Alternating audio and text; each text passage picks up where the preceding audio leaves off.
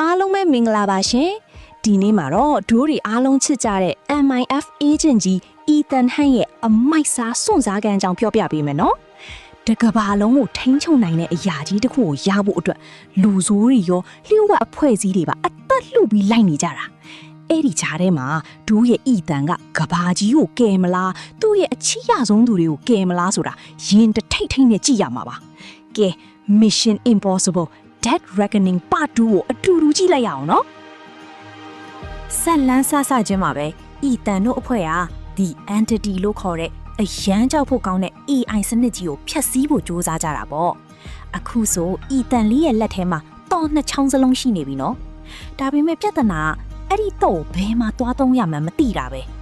ဘင်ဂျီတို့လူသားတို့နဲ့ Grace တို့အဖွဲ့ကလိုက်စုံစမ်းရင်းနဲ့အဲ့ဒီ AI ရဲ့ပင်မစနစ်ကြီးကရေခဲပြင်အောက်မှာနစ်မြုပ်နေတဲ့ရုရှားရင်ငုတ်တင်းပေါ်ကြီးထဲမှာရှိနေတယ်ဆိုတာသိသွားကြတယ်။ဒါပေမဲ့အီတန်ရဲ့ရန်သူဟောင်းဂီဘရီယယ်ကလည်းဒါကိုသိနေတယ်လीစိတ်လှုပ်ရှားစရာပဲနော်။ရင်ငုတ်တင်းမောစီကိုအရင်ရောက်ဖို့အီတန်တို့အဖွဲ့တကယ်ကိုအစွမ်းကုန်စူးစမ်းကြရတာ။ CIA ကလည်းနောက်ကတကောက်ကောက်လိုက်ဖမ်းနေသေးတာနော်။ဒီကားတွေက action တွေကတော့တကယ်ကိုအမိုက်စားကြီးပဲရှင်။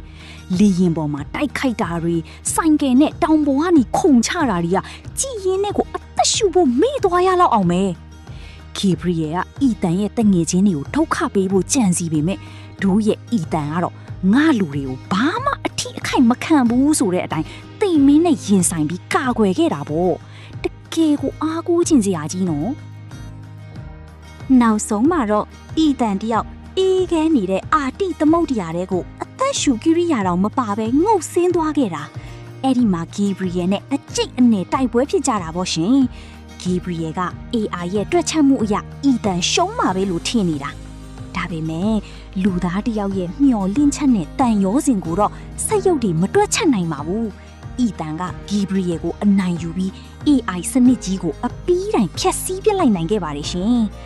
ဟူးတော်သေးတာပေါ့နော်အခုတော့ကဘာကြီးလဲဘေးကင်းသွားပြီပေါ့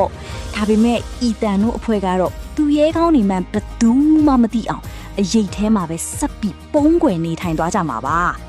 Tom Cruise ကြီးကတော့ထုံးစံအတိုင်းမဖြစ်နိုင်တာတွေကိုဖြစ်အောင်လုပ်ပြသွားပြန်ပြီနော်ဒီဗီဒီယိုလေးကိုသဘောကျရင် like နဲ့ subscribe လေးလုပ်သွားပေးဦးနော်